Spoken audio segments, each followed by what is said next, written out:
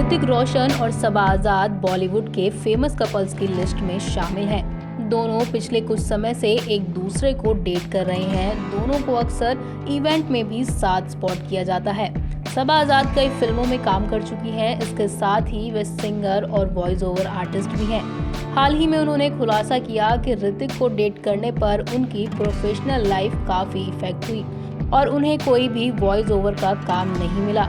Actress ने इससे जुड़ा एक पोस्ट शेयर किया और बताया कि उन्हें किस तरह की प्रॉब्लम्स झेलनी पड़ती हैं। सबा ने स्टोरी शेयर करते हुए लिखा, मैं अपने काम पर वापस आ चुकी हूँ। लगभग 2 साल बाद वॉइस ओवर कर रही हूँ, लेकिन मैं 2 साल बाद क्यों लौटी हूँ ये भी बताती हूँ।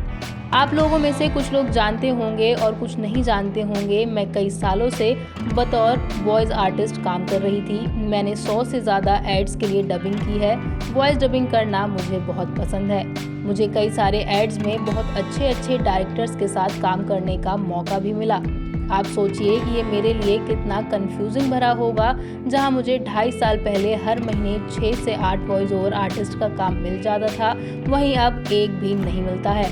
जी हाँ, आपने बिल्कुल सही सुना।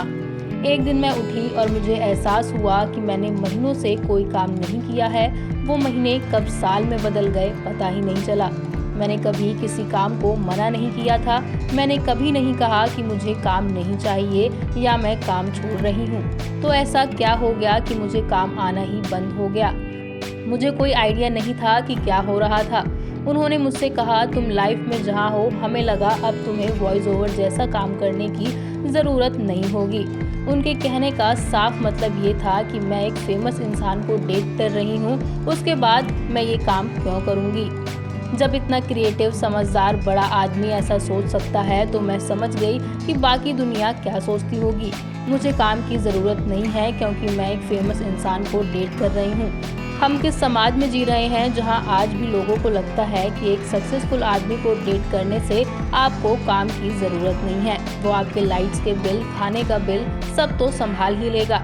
तो इस तरह मैंने अपने करियर को खो दिया, जो कि मुझे बेहद पसंद था, क्योंकि लोगों को लगता है कि अब मुझे काम की ज़रूरत नहीं है।